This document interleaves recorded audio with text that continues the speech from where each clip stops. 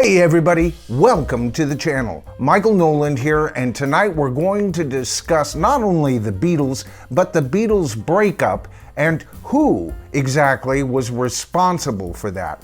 Now we have to take a look at it from several different angles to really get a good, clear picture regarding this breakup, and that's exactly what we're going to do tonight. Now, back in the day, there was a lot of talk about who broke up the Beatles, and usually the blame landed in one of two camps, didn't it? Fans either blamed Yoko Ono or Linda Eastman for the breakup for the most part. And out of those two, Yoko Ono received the chief amount of blame, no doubt. Her and John were getting into things that pulled him further and further away from any solidarity that he once had with his three compadres. Now, 1969 is a very interesting year, folks. It started off with the Let It Be sessions that a couple of the Beatles called Hell on Earth, okay? We've already discussed, and thanks to Peter Jackson's wonderful film,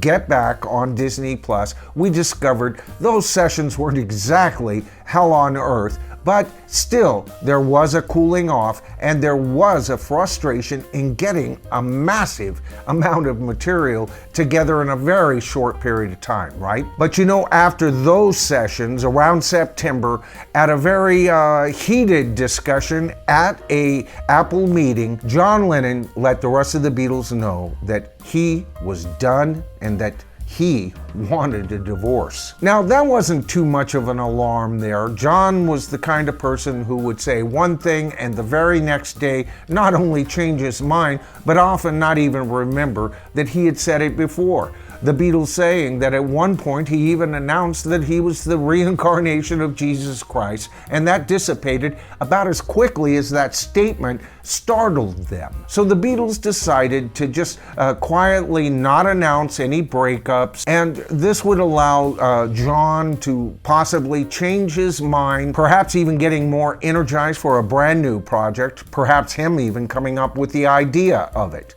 But that's not how it played out. By the spring of the very next year, the Beatles were kaput. And with most casual fans either blaming the Beatles themselves and or a couple of their wives. But you know, the announcement that the Beatles had broken up really came from an interview, granted, an interview that Paul McCartney more or less manufactured so that he could get the word out for his brand new album, McCartney. And in that interview, he stated that he did not foresee a time in the future that he would ever work with the Beatles again. But you know, even after that, I personally think there was still a chance that the Beatles could have regrouped. You know, it wasn't uncommon in those days. There would be a kerfluffle within a group, they would break up, and within 18 months, they were back together or trying to get back together. I think at this point in time, this could have been a very real possibility. But you see, there were other villains in this plot, weren't there? First of all, Klein arrived on the scene, didn't he? After repeated attempts of getting on the Beatle team. When the Beatles asked the Rolling Stones about Klein, they said cryptically, he's all right, he'll make you money. But beyond just that, they weren't overly impressed with the man. He somehow wedged himself right into the middle of the Beatle team. Now, you've got to understand something at this point. The Beatles had an unwritten, ironclad rule, all for one for all. Anything that they did, it had to be a unanimous decision. And here, for the first time in Beatle history, Alan Klein was voted in to as the Beatles manager by John Lennon primarily, with George Harrison and Ringo Starr eventually siding with John because Paul had suggested that his in-laws actually represent the Beatles, and they didn't like that idea, so they sided with John. So here, for the first time, we have a divided Beatles. Paul on the outside, the other three together in a decision. Now, there's no doubt Alan Klein made money for his clients, but he always managed to do that by making even more money for himself, and eventually his whole way of doing business would come out, and history proves the man was a jerk. Alan Klein was not there to serve the Beatles. Alan Klein was always there to serve Alan Klein. But right around this time, and with the help of Alan Klein, who else shows up? You see, Phil Spector was brought in to remaster and to fix the tapes from the Let It Be sessions, after they had already decided just to let the project lie fallow. And this was suggested by Alan Klein because, you see, the Beatles owed one more album, and he thought this would be a quick and economical way of delivering that promised album. And so he brings in Phil Spector with the blessing of 3 out of 4 Beatles, and Phil Spector's heavy-handed approach almost destroyed that album, if you ask me. Now, don't get me wrong, I think the Let It Be original album as it is fantastic. The Beatles didn't do anything that wasn't fantastic, but in its form, as it was delivered to us in 1970, it was not one of their strongest efforts. And part of the reason I believe this was true was the very heavy-handed approach that producer Phil Spector put on that album. A good example of that that's always been brought up is the song Long Winding Road, adding a female choir to that, which for the most part the Beatles never did. It wasn't even considered part of the Beatles sound, and a very syrupy orchestration that Paul did not like. This would further alienate Paul. And you know what? Alan Klein and Phil Spector are but two of a trio. Yes, an axis of evil that existed in rock and roll at that time, and they had their talons gripped tightly into the Beatles. But before we get to that third individual here, let's discuss Phil Spector a little bit further. You know, Phil Spector would continue to work quite heavily with John Lennon and George Harrison. And you know what? I really, truly like Phil Spector as a producer. He's probably my second or third favorite producer in rock and roll. I don't like the man. I don't like his whole way of, interacting with his artists. I think he has a treacherous and slippery slope of a history, and well, we all know what happened to him. But you know, it was during these early months, just post-Beatles, and perhaps for up to 2 years, this man was constantly not only producing John and George's records, but constantly slipping in little things to say, like, oh, this track, George, oh, it'll bury anything that Paul McCartney would ever possibly do. Or, hey, John, you know, that song will really sock Paul right in the eye like he deserves. This man was nothing but a very small man. Not just in stature, but a small man, a small human being. He's the guy you do not want in your group of friends if you want to stay in good fashion with them anyway. And then came the infamous Rolling Stone interviews, and along with that, of course, Jan Wenner. Now, if you've seen even 5 of my videos, you've probably heard me say a couple of things about this guy.